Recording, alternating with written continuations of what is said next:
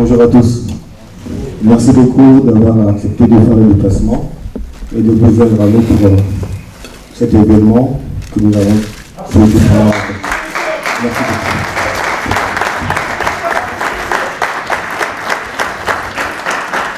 Monsieur le délégué, vous allez m'excuser, mais je pense que je n'aurai pas l'éloquence en 100 mots du frère ministre pour traduire ce que je vais partager ici.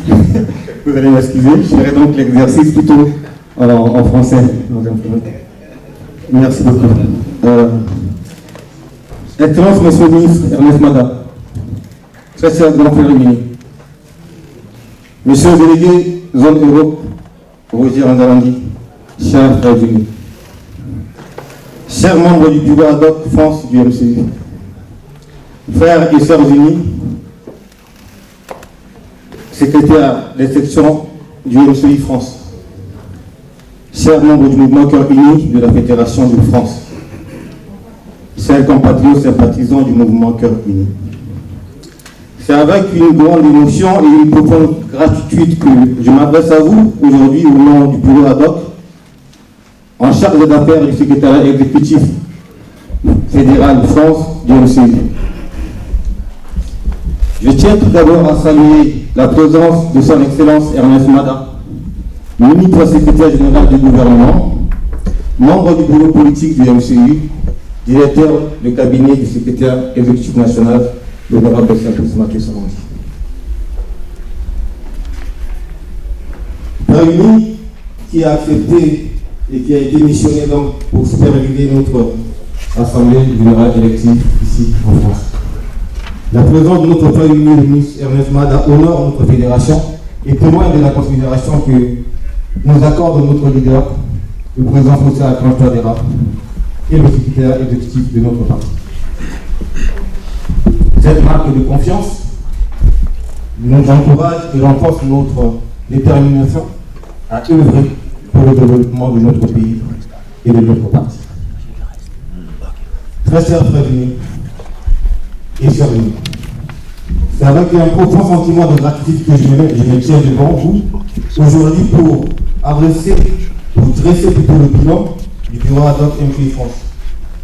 Depuis sa mise en place le 10 mai 2022, ce bureau composé de représentants des 14 sections de MCI France, élu par les secrétaires exécutifs de section, a travaillé avec dévouement et détermination pour dynamiser notre fédération et mobiliser nos militants. Permettez-moi de rappeler brièvement l'historique du bureau ad hoc France.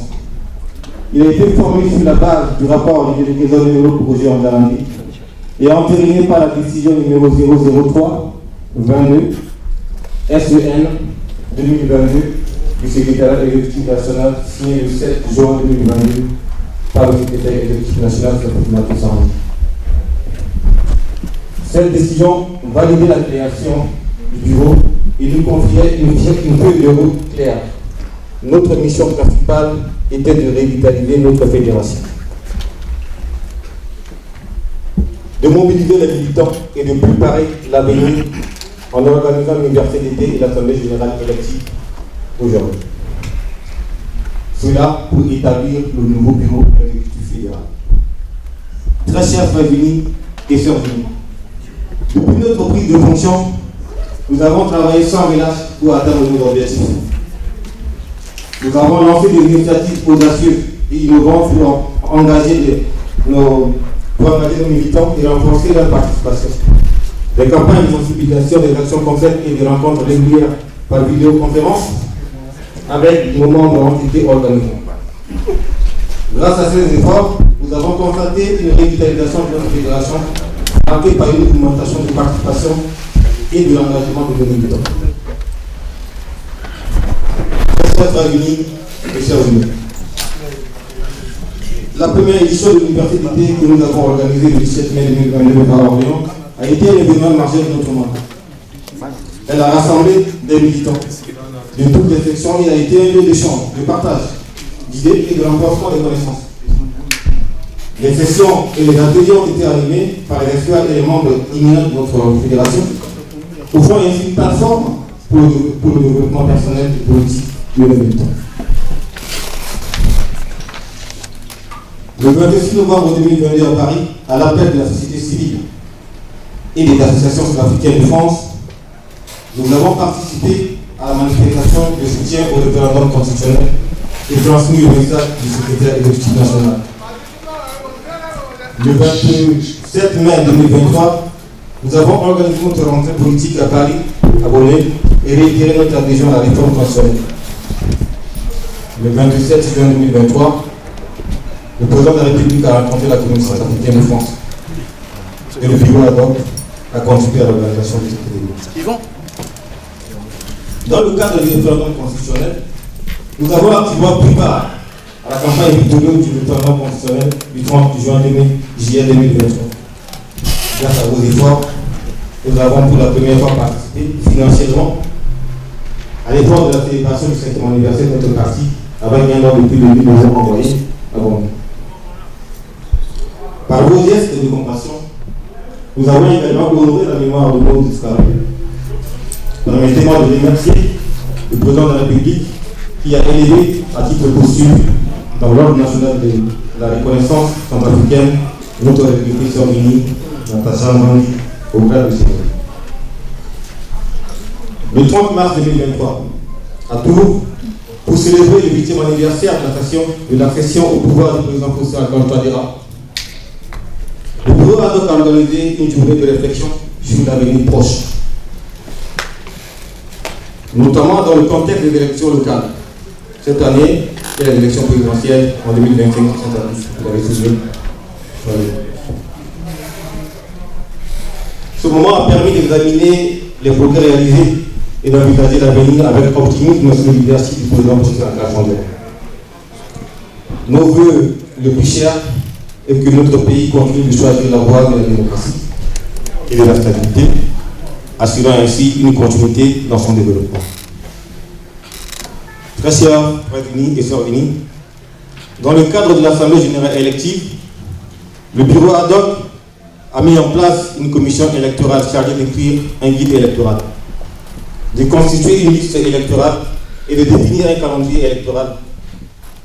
Je tiens à exprimer ma gratitude au frère unique Gaston Maoudou pour sa précieuse contribution à cet effort. Grâce à son dévouement et à son expertise, nous avons pu élaborer un guide électoral complet pour la Fédération et établir une base solide pour une véritable liste électorale de la Fédération MCI de France. Très chers frères unis, très chers sœurs unis, vu l'article 20 du règlement intérieur du mouvement Cœur Uni qui stipule que nul n'est éligible à un poste de responsabilité au MCU s'il ne dispose pas de sa carte de membre, s'il n'est pas régulier dans ses cotisations ou s'il est sous sanction.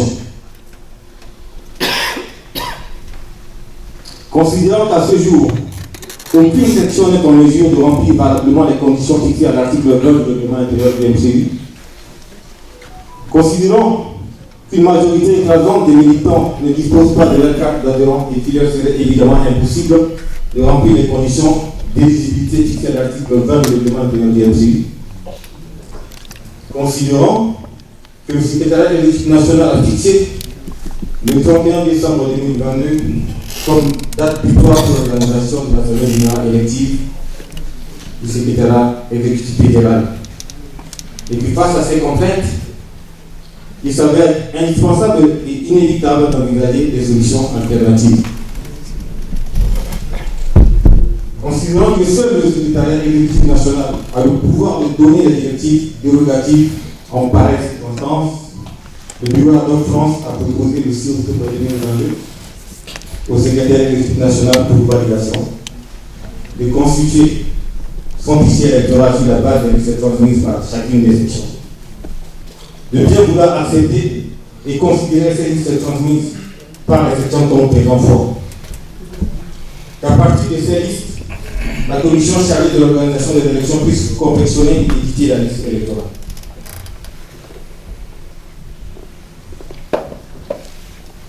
Quatrièmement, que les personnes dont les noms figurent sur la dite liste électorale soient considérées comme jouissant pleinement de leur droit de vote. c'est-à-dire de supporter le non-candidat et de voter à condition de justifier de leur identité. Malheureusement, notre demande n'a pas été autorisée, empêchant ainsi l'organisation de l'Assemblée générale élective dans les délais impartis. Très chers frères unis et sœurs unis, la rencontre avec notre leader du 7 avril 2024, lors de sa visite officielle en France, a permis de lui présenter l'état des lieux de notre fédération et de lui soumettre un plan de revitalisation de notre représentation en France. Cette occasion nous a également permis de recevoir des orientations précieuses de sa part. C'est ainsi que le 27 avril 2024, soit 10 jours après, le bureau ad hoc a convoqué une réunion stratégique regroupant les cadres de la fédération du MSU en faisant le secrétaire exécutif aux affaires extérieures, les membres du bureau politique de Péléville et de nos. Durant cette rencontre, nous avons transmis les orientations de notre leader et échangé sur les points relatifs à la régionalisation de notre fédération. À la fin de cette réunion stratégique, conformément aux orientations de notre leader, les décisions suivantes ont été prises. Première recommandation. Recommandation de la mission de la commission électorale élective établie par le bureau ad hoc. Deuxième recommandation. Demande de convoquer l'Assemblée générale élective dans un délai de 45 jours pour le samedi 29 juin 2024. Troisième recommandation. Autorisation de tenir les élections du bureau ad hoc, du bureau fédéral, et de l'organe des femmes de la jeunesse lors de cette Assemblée générale élective. Nous y sommes. Très chers frères unis et sœurs unies, cette Assemblée générale élective marque la conclusion de la feuille de route, vous l'aurez compris, confiée au bureau ad hoc et ouvre une nouvelle ère qui commence aujourd'hui en votre présence. J'ai toujours rêvé de ce jour où le succès du bureau ad hoc servirait de tremplin à d'autres réussites pour notre fédération.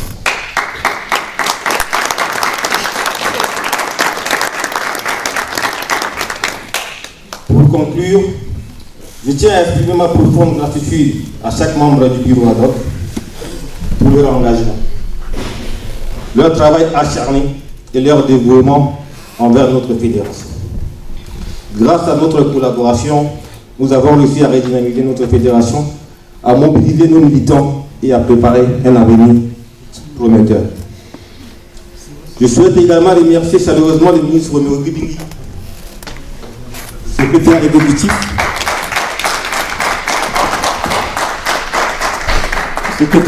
aux affaires extérieures du MSU, pour m'avoir encouragé à militer et à choisir le MSU.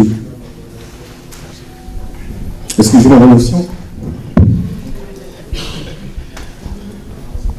Merci également, frère Uni, pour tes précieux conseils et ton soutien inébranlable.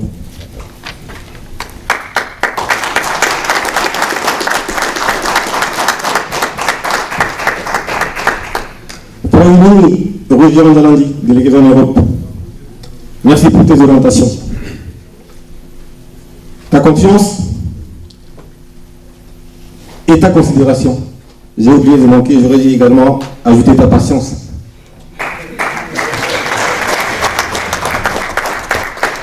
Et reçois mes sincères remerciements. Enfin, je tiens à remercier sérieusement tous les militants qui ont participé activement à nos initiatives et qui ont soutenu notre travail.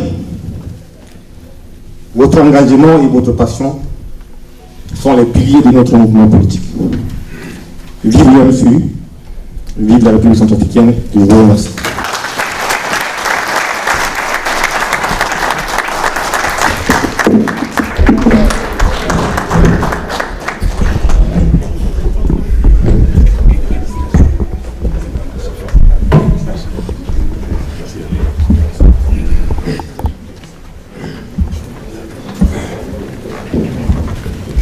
Bien, nous allons donc poursuivre notre assemblée générale.